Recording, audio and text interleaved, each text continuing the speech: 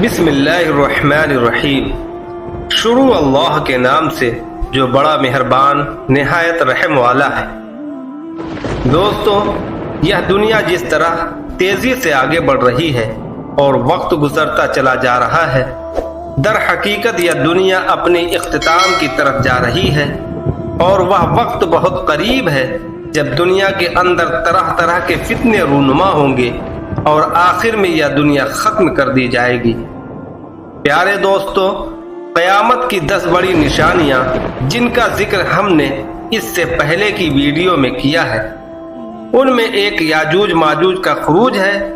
یاجوج ماجوج کوئی 2 آدمی نہیں بلکہ ایک قوم ہے، ایک ایسی قوم جو جبریت اور ظلم کی مثال تھی۔ یاجوج ماجوج کون ہیں، یا کہاں ہیں، یا دنیا میں کس طرح تباہی مچائیں گے، ان کی شکل و صورت کیسی ہوگی، ان تمام سوالات کے جوابات قرآن اور حدیث کی روشنی میں آج کے اس ویڈیو میں ہم بیان کریں گے۔ دوستو، حضرت نوح علیہ السلام کے 3 بیٹے تھے، جن میں سے ایک کا نام یافس تھا اور یافس کے 12 بیٹے تھے، اور انہی 12 میں سے 2 کے نام یاجوج ماجوج ہیں۔ لیکن جب یہ دنیا میں آئیں گے تو ان کی تعداد انسانوں سے کئی گنا زیادہ ہوگی۔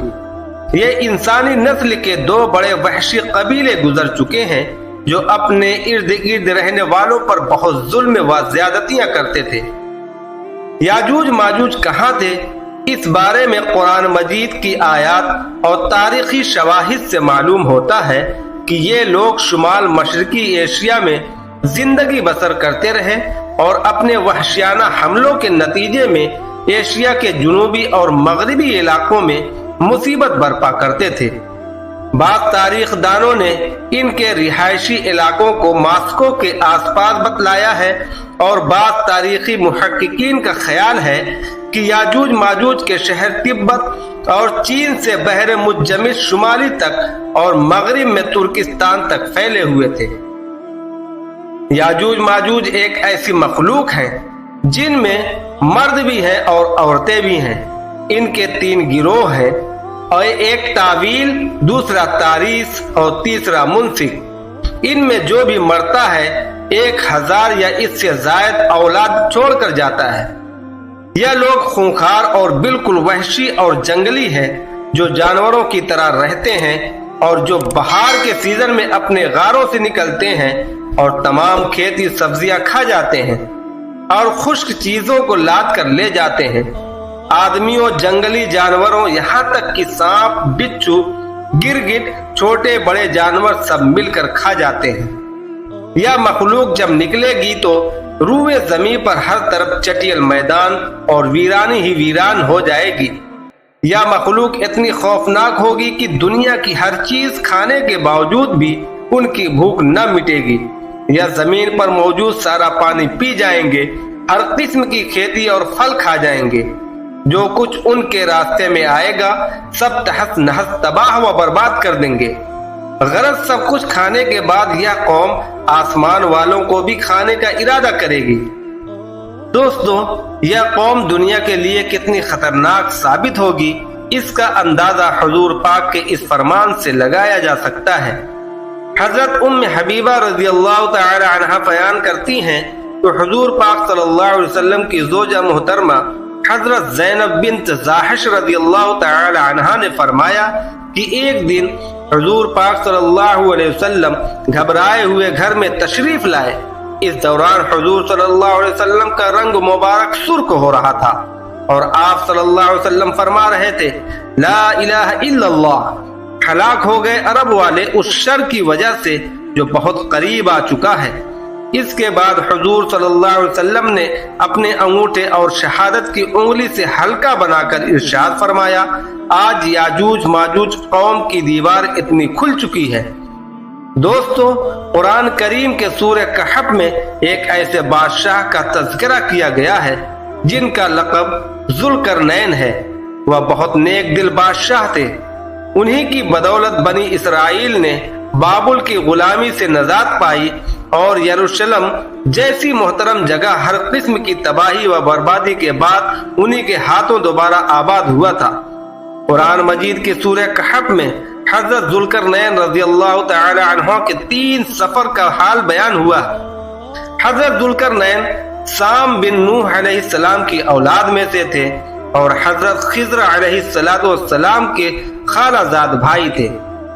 حضرت ذوالقرنین اپنے تیسرے سفر میں صدین یعنی 2 پہاڑوں کے درمیان میں پہنچے۔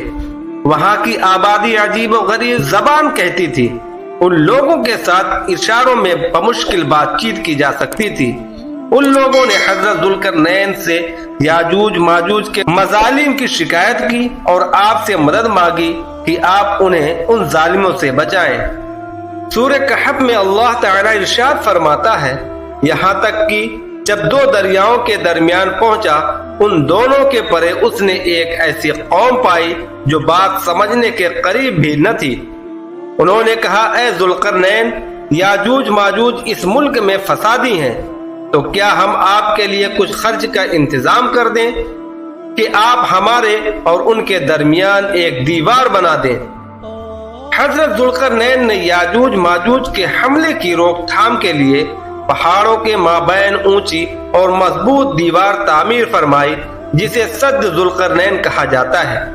اس کا ذکر قرآن کریم کی سورہ کہف میں بھی موجود ہے۔ اس نے جواب دیا کہ میرے اختیار میں میرے پروردگار نے جو دے رکھا ہے وہ بہتر ہے، تم صرف قوت طاقت سے میری مدد کرو، میں تم میں اور ان میں مضبوط حجاب بنا دیتا ہوں۔ مجھے لوہے کی چادریں لا دو، یہاں تک کہ جب ان دونوں پہاڑوں کے درمیان دیوار برابر کر دی تو حکم دیا کہ آگ تیز جلاؤ، تا وقت کی لوہے کی ان چادروں کو بالکل آگ کر دیا تو فرمایا، میرے پاس لاؤ، اس پر پگھلا ہوا تاوا ڈال دوں۔ دوستو، حضرت ذوالقرنین نے ان دونوں پہاڑوں کے درمیان بہت بڑی گہری بنیاد کھدوائی، اتنی گہری کی زمین سے پانی نکل آیا، اور پھر آپ نے اس پر پگھلائے ہوئے تانبے کے غارے سے پتھر جمائے اور لوہے کے تختے نیچے اوپر لگا کر ان کے درمیان لکڑی اور کوئلہ بھروا دیا اور اس میں آگ لگوا دی۔ اس طرح دیوار پہاڑ کی بلندی تک اونچی کر دی، پھر اس میں پگھلایا تانبا ڈال کر بہت مضبوط دیوار بنا دیا۔ اب یہ ہوا کہ یاجوج ماجوج دیوار کے اس طرف اور قوم کے لوگ اس طرف۔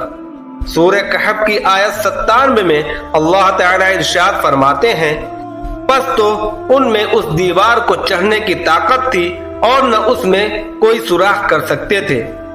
حضرت ذوالقرنین نے لوگوں کو یہ بھی بتا دیا کہ یہ دیوار اگرچہ بہت مضبوط اور مستحکم ہے، مگر یہ لاجواب نہیں، جو چیز بھی بنی ہے بالکل فنا ہونے والی ہے، اور جب میرے رب کے وعدے کا وقت قریب آئے گا تو وہ اس کو پابند خاک کر دے گا، اور میرے رب کا وعدہ برحق ہے۔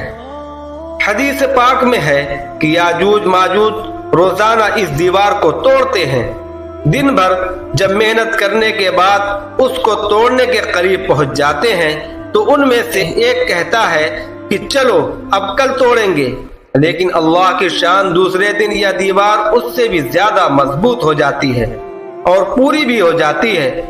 دوسرے دن جب دوبارہ دیوار ٹوٹنے کا وقت آتا ہے تو پھر کوئی کہتا ہے کہ چلو پھر توڑیں گے۔ اگلے دن پھر ایسا ہی ہوتا ہے یا ایسے ہی ہوتا جا رہا ہے، مگر ایک دن آئے گا جب اللہ کی رضا ہوگی کہ قیامت سے پہلے یہ باہر نکلیں گے، تو انہی میں سے کوئی شخص کہے گا کہ انشاءاللہ کل اس دیوار کو توڑیں گے، اور جب دوسرے دن وہ آئیں گے تو وہ دیوار وہیں تک ہوگی، انشاءاللہ کی برکت ظاہر ہوگی اور یہ دیوار ٹوٹ جائے گی اور پھر ان کا خروج ہوگا۔ حضرت عبداللہ بن مسعود رضی اللہ تعالی عنہ سے روایت ہے کہ اللہ کے رسول صلی اللہ علیہ وسلم نے ارشاد فرمایا، پھر یاجوج ماجوج نکلیں گے اور ہر ٹیلے سے دوڑتے ہوئے آئیں گے، وہ ان لوگوں کے شہر کو روٹ ڈالیں گے، ہر چیز کو تباہ و برباد کر دیں گے، جس پانی سے گزریں گے اسے پی جائیں گے۔ حضرت ابو ہریرہ رضی اللہ تعالی عنہ سے مروی ہے کہ اللہ کے رسول صلی اللہ علیہ وسلم نے ارشاد فرمایا، پھر وہ دیوار توڑ کر لوگوں پر نکل آئیں گے، سارا پانی پی جائیں گے، لوگ قلعہ بند ہو جائیں گے تو وہ اپنے تیر آسمان کی طرف پھینکیں گے، جنہیں اللہ تعالیٰ خون لگا کر نیچے پھینکیں گے تو وہ کہیں گے کہ ہم نے آسمان والوں پر بھی غلبہ پا لیا ہے جس طرح ہم اہل زمین پر غالب ہیں۔ یاجوج ماجوج کا خاتمہ حضرت عیسیٰ علیہ السلام کے آنے کے بعد ہوگا۔ حضرت عیسیٰ علیہ السلام دعا کریں گے اور اللہ پاک دعا قبول فرمائیں گے۔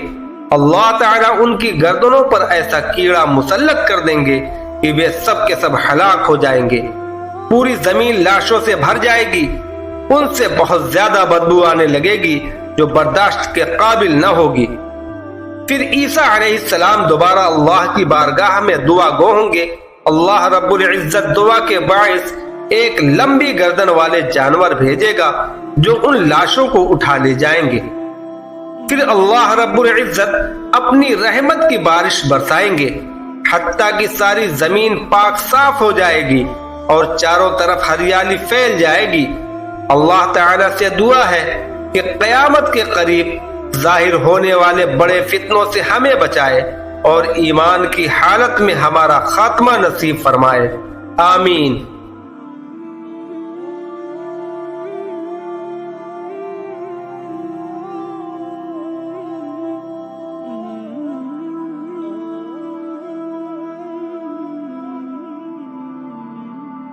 Oh